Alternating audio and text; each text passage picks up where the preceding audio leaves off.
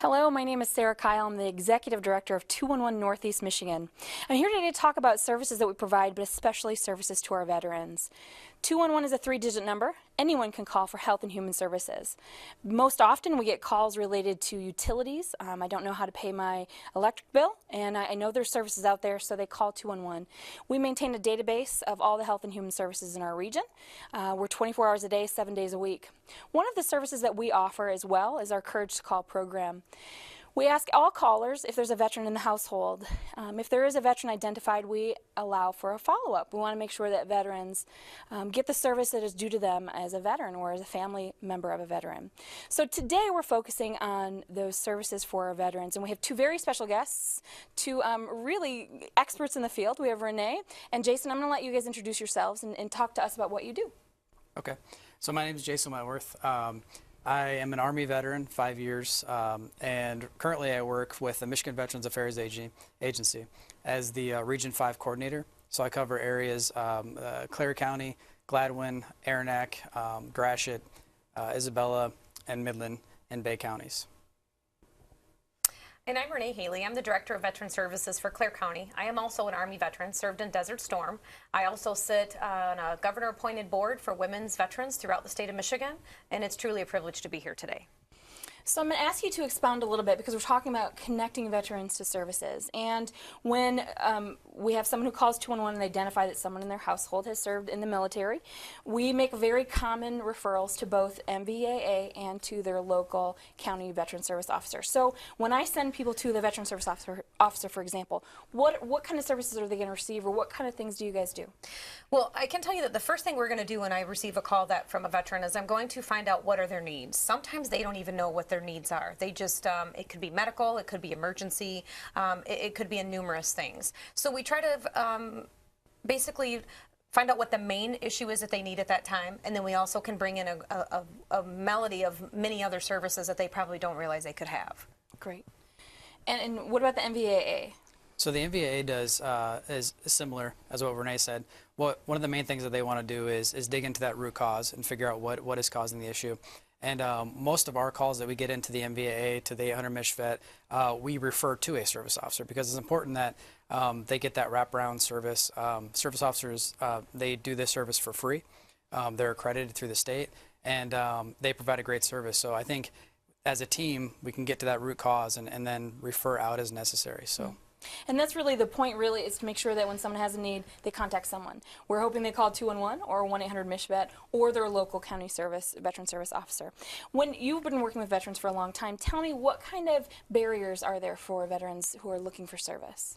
I can tell you on behalf of a female veteran that that's a huge barrier. Is there a lot of our female vets out there have struggled with finding what services are available to them, whether it be medical care, service connections. You know, it's pretty impacting. So that's a big issue. By impacting, you mean? What I mean by that is that they choose themselves last. So typically a female veteran doesn't seek help until it's really important, or it's the last of the straw. So I think it's important that we step away from that boundary and let our female vets know that they deserve the same care as any veteran. Okay, great. I think some of the barriers that I've seen from callers and just veterans in general, that it's confusing. Mm-hmm. So trying to figure out what benefit or what they may be eligible for based on their veteran status or their non-veteran status or as a family member. So it's a barrier for them to get over that and actually call for help. Mm-hmm. Because a lot of times they want to do it themselves. They want to figure it out. But you do need to make a call sometimes and get that assistance from somebody who they do it for a full-time job and they know all the ins and outs of the eligibility criteria, and you don't have to do it on your own. So definitely make a call. Definitely, and I find the frustrations with that too for a lot of our veterans is there's nothing worse than being sent to this person and then this person and then this person. By the third person, if they get that far, they're not going to seek any more services. So I think it's really important that they know that we care and that we're there to help them find those services that are available to them. Wonderful. So when you talk about different qualifications, let's say I'm watching this and I'm saying, well, I served in this, I didn't serve in. If I have served in the U.S. military, is there anything that can stop me from coming to either, anyone can call 211 for a service, but is there anything that would stop me from calling 1-800-MISH-VET or from calling my veteran service officer? Absolutely not. So I think that whichever way you go, the expert on the other line is going to know which way to send you to the benefit or to the eligibility criteria. And that's one of the things that we try to assist with is not necessarily what program you're eligible for, but what are the issues that you're facing. Let's dig into why you need this assistance and how you are at the position you're at in your life where you might need some assistance. So that's where I think the key is when you call, you don't have to know what programs are out there. And we've been doing this for a long time, and I learn stuff every day. More benefits and more eligibility criteria, and they change all the time, so it's impossible to stay up on. But that's what we do for a living, so we're able to kind of dig in there and help you figure out what the best service would be for you. Right. I agree. And as far as the county counselors go too, not only are we state accredited, but we're nationally accredited. So there is a lot of training that's involved in that. We work hand in hand with the VA to make sure that we do understand all of the new laws that are coming out and the federal changes that happen daily, it seems. So I do think that's key to that, is that that we stay up on everything that's important to providing the best benefit to our veterans. Okay, so what if I'm sitting at home and I really don't have any major needs right now? Is there a benefit to either registering with the VA or coming to see my county service officer, or do I just wait until there is a need? Actually, no, I think it's a great benefit for you to bring that DD 214 into that office and just introduce yourself to them. Maybe you don't have a need right now, but maybe there's some services that you didn't know were available to you. You don't want to wait till that crisis, and then it's trying to find the right forms and trying to get the information that we need ahead of time. I think if you know ahead of time where to find that assistant, that's key to that. And that's where the service officers and the county counselors are key to their success, is having a location that the veterans know that they can come to 5 days a week, and they know if they have a question, they can come in and we'll have an answer for them. Great. Exactly. And I think that the one key thing there is that they're local. So in each county in Michigan, almost every county, there's someone there that can help you at an office or even just a phone call. So I think it's important to know that they're real people.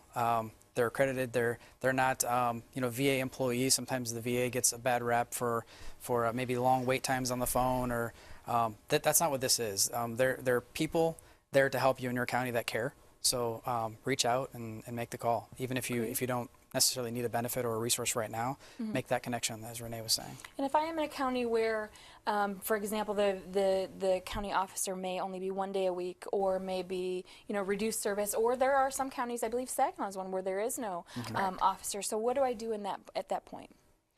Well, I think it's essential that they reach out to the closest county counselor that they can. I do have several counties that come to me because there's a few around us that have either part-time or just hiring in. We are working on that across the state of Michigan. The goal with the MVAA and the National Association of County Counselors is to have every county represented. And that's the ultimate goal. But I would definitely reach out to whoever's closest and try to pay a visit to that office. Great. And a reminder to find your local veteran service officer. You could go to your county website, or you could just dial 211. We do have all veteran county service officers in our database to make sure that we are representing that as well. So when you talked earlier about those root causes, what things are you seeing as a big root cause of maybe a time of crisis or a need in a veteran family? Are there common root causes? Are there common things that you're seeing? Well, I can tell you, Amina, not to sound, I think we hear so much of it, but the post-traumatic stress is a huge issue. So our combat vets are coming back. We as a nation are wonderful at training our guys and girls to go over there and fight a conflict for us in a war, but we're not so good at bringing them back into transition mode. It's not that simple as flipping a switch. It's not going to be sudden. It's after all the excitement wears down and then they realize they need a job. They have to provide for a family. There's emotional issues that go with that. There's a lot of barriers that will start stepping in their way as we go along, and that's where I find they get into a crisis mode because they're just not sure where to turn. They've changed a few things now when you come back from a combat zone, when you've been deployed. They have the Yellow Ribbon campaign and things that they do now, but there's still so much information that all you want to do is just get that card signed and go home. It's not until months later that they realize they really need some assistance. It's hard for a veteran to reach out. We're supposed to be the toughest of the tough, and what they don't understand is that you're still human, and you still have you need to reach out for assistance for that to help you through that cause. And we find that veterans serving together with veterans and working together with veterans have a much better outcome. And to add to that, I would say that a lot of times when veterans come back, they get right to work. And it may be the first job that they got right out of the military. So they may be underemployed. They may have other skills that they can use that they've used in the military, but yet they got a job right away because that's what they do. They work and they get things done. So they took that first job, and now they're almost stuck in that job. So they're underemployed, and then maybe they've added a child to the family. So instead of asking for help, they work harder. And that's where the MVAA and other places could come in, where we could help with employment and help, increase their standard of living.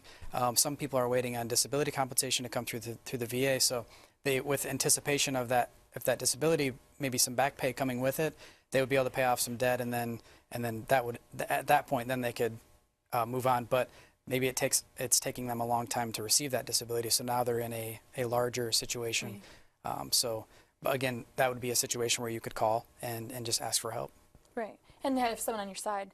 So I'm sitting here with two veterans, and I'm not a veteran. How do I either recognize that someone, a loved one, a significant other is in need of help? Are there signs? Is there something I can do as someone who is either the family member or just someone who cares? Absolutely. So the first thing I would suggest is that if you notice a drastic personality change, if they start becoming where they will not go around events and people, they seclude themselves, they're very agitated, those are things to be looking for. Depression, that's a huge thing. Drastic weight loss or weight gain, those are things to pay attention to, especially if they've come back from a deployment. You always want to, you want to allow them that opportunity to try to transition, but let them know that there are services that can help them through that process. Great. And I would say with that too, family members can call.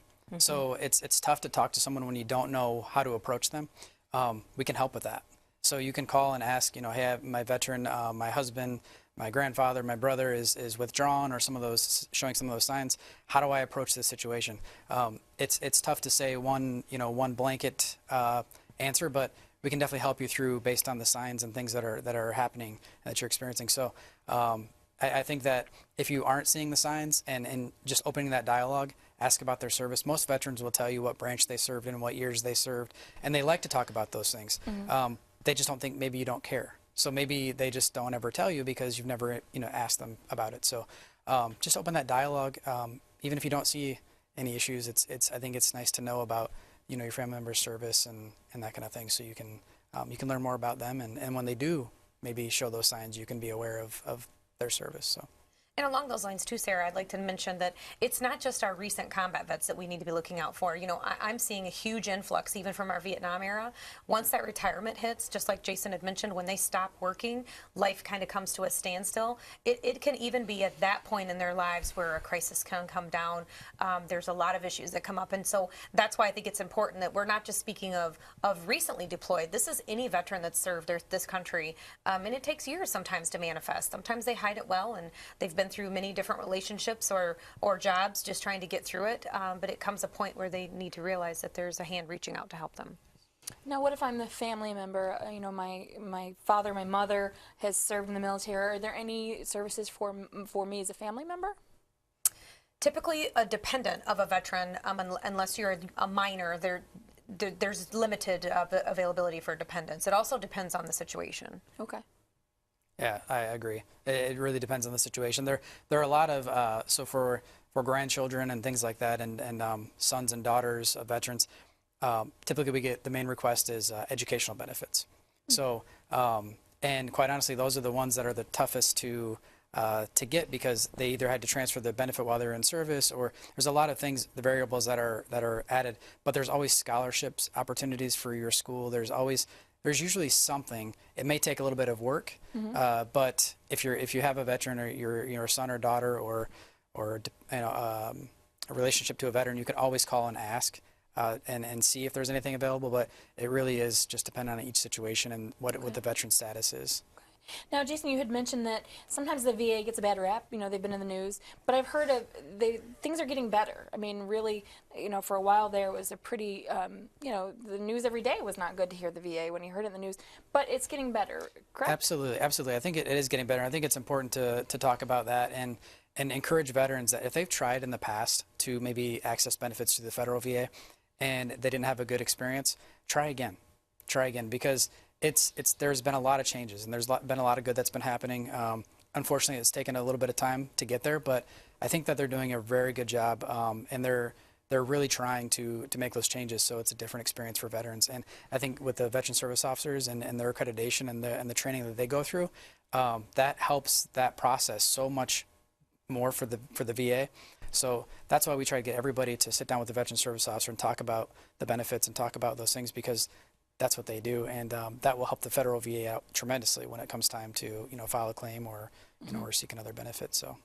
And on that note too, unfortunately, you only hear the bad things. You don't hear all the good things. And just as Jason said, the partnership that we've developed with the VA over the years has been tremendous. It's the reason that we have the ability to advocate on our veterans' behalf as they're going through it. It can be overwhelming at times, but there's a great way to find that channel, and that's what a veterans service officer, county counselor can do for them. And I agree. I mean, they've come so far. I mean, just in the last 5 years, there's been a tremendous outreach from the VA. The outpatient CBOCs now, which are the outpatient clinics that are located in a lot of our areas. They're popping up all over, especially in the rural areas. I just think that they're certainly, but it's the largest federal program next to Social Security, so there's going to be glitches, unfortunately. Right. That's where it's most important for the veteran and their family members to know, stay in touch with your county counselor if you have an issue. Sometimes they can resolve it very easily for you, but you must be proactive in your own health care. It's really important. Right. So, Renee, we've heard more than once that your job as a veteran service officer in your county, there's a lot of training, a lot of things that you go through. Can you kind of expound on that and tell me, we've brought up the VA, just from what we do at 211, I see people will call us and say, well, can I go on, register online? If I'm not currently and I have a medical need, what is the benefit of going to the VA and registering? So can you hit both of those? Sure. So what I can tell you, like for example, say Vietnam era, the benefit of them doing that is that there are conditions that are coming up all the time that are called presumptive conditions that you may not realize down the line if you develop could be an actual benefit for you for the rest of your life. So it's important to register on a lot of those behalfs, and then that way they can keep up with you as far as what conditions you do have, what may happen in your future. None of us can predict that. So I think it's really important for a lot of aspects. And then what is your training like to become a veteran service officer? Okay, good question. So I'm in a lot of training, and a lot of it's not mandatory. It's just to stay up on what's happening. So the mandatory training to keep our accreditation is we have to have so many CEUs. The training's provided by the VA once a year. We have to go to that. If you lose your accreditation, you cannot file claims on behalf of the VA. I would never suggest that a veteran ever go and try to file a claim on their own. I know they're pushing the go online and do that. That's great for some things, but I would never want a veteran to be out there trying to file claims by themselves online without having the guidance of a county counselor. There's so many steps that you have to take and things that you want to make sure they're not missing. Okay. And for someone who's not a veteran, what does it mean to file a claim? So to file a claim, it can be for it could be pension claim, it could be a disability compensation claim.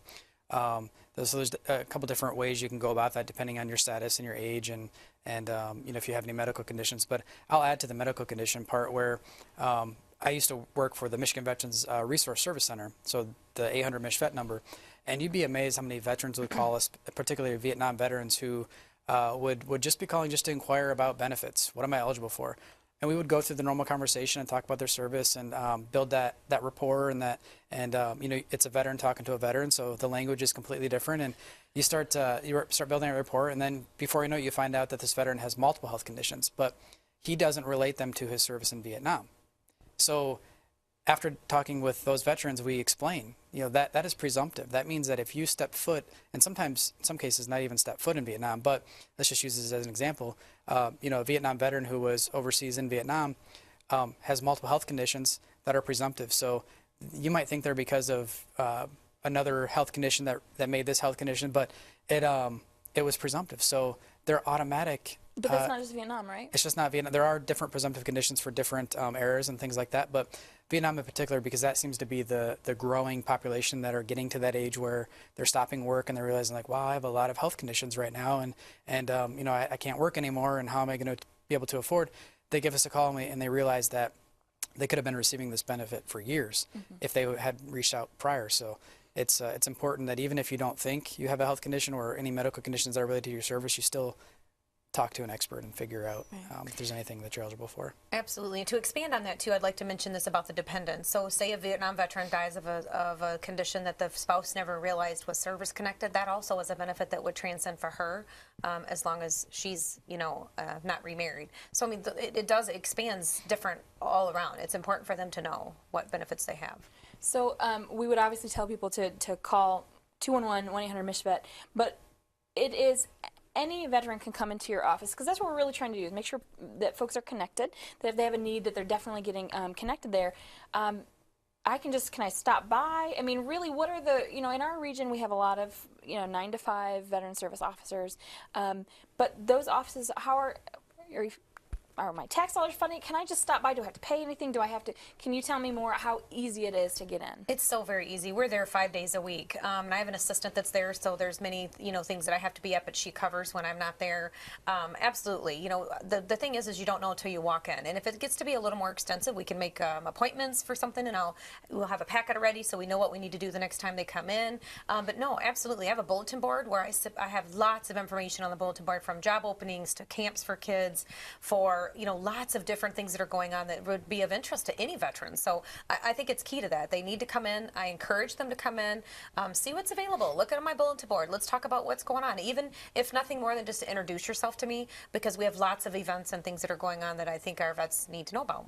Right, and the same thing with MVAA. So, for example, if I can't make it to a county office, maybe I'm homebound. I mean, it's an easy number, and we at 211 have partnered with MVAA to make sure that our veterans are being served correctly. You guys have gone right out of your way for folks. I mean, over and over and over. Yeah, the MVAA right now has 5 accredited service officers that will travel anywhere in the state. To anybody that's homebound that can't access a service officer, maybe that service officer isn't able to get out to their house. We offer that service to any veteran that may be homebound or can't make a trip to a service office. So yeah, again, it's something that we want to make sure that every veteran, if there's a need, we're getting them the help, or they know where to go to get the assistance. Great. And you brought up transportation. So we know transportation in our region, the 23 counties that 211 serves, I believe transportation is one of the biggest issues that we're going to see, right next to poverty. Can you tell me what kind of services might there be for a veteran who needs a transportation? Certainly. So, and that is regionally based. So I think there's a lot of there are a lot of options out there. It's just whether or not they're in your region, and if they travel to where you live or your particular need. But one off the top of my head is the DAV. So Disabled American Veterans, they set up transportation a lot. So they have a number that you can call. You can call 211 and get that and be connected right to them. So there are transportation resources. They're very limited, and I do agree with you. That is a huge issue within the veteran community and just in the community in general. So, So it certainly is, and I appreciate you mentioning the DAV van, because we are fortunate enough in Central Michigan that we have a DAV van. So that services Clare, Gladwin, Isabella, and Midland counties. It's all based on volunteer drivers. It's a wonderful program. The VA pays for all the gas and the maintenance on the vehicles. It's just underserved. We don't have enough drivers and enough vehicles, and we can't go door to door. So, but we do have the ability to meet and pick up, and the driver goes with the veteran and waits for them. There is no cost to them at all, and that's a great program. We are on the road just about 5 days a week, every week for the most part. So it is truly a needed service. Without that service, there's a lot of our veterans that could not make it to those medical appointments without it. Wonderful. Well, as we wrap up, I want to say thank you, obviously, both to Renee and Jason for being, the experts today. But the most important thing that I'm going to push again, and I would hear you guys saying, is to get connected. So whether it's dialing 211 to get connected with any services, to find your local veteran service officer, by dialing 1-800-MISH-VET to get Michigan Veterans Affairs Administration Agency. MVA, it's all the same. But to get connected and make sure that we are finding those needs and that we're connecting people to resources that are available. Is there anything that you'd like to finish up saying? I would just like to say, first of all, it really was a privilege to be here today, and thank you for allowing me the opportunity to continue to advocate on behalf of our veterans. I think it's important for them to know that we do understand, you're talking to another veteran that can certainly reach out and assist you through those, and don't hesitate. That's what we're here for, and it's my privilege to serve our vets. And I second that. Very well said. I think that one of the things that I do want to touch on would be if you're a veteran and you might not have a need right now, but you want to volunteer or you want to get involved with other veterans, give us a call. Let us know that that's something you're willing to do. I think there's definitely a need out there, and plus the camaraderie. that's great. So, but I really do appreciate the opportunity to be here. Anytime you can talk about veterans, sign me up. Well, I would say this is a wonderful opportunity, and I would remind people that they can get in contact with their local Veteran Service Office with other services by dialing 211. And as we like to say when it comes to our veterans, you had the courage to serve, now have the courage to call. Thank you.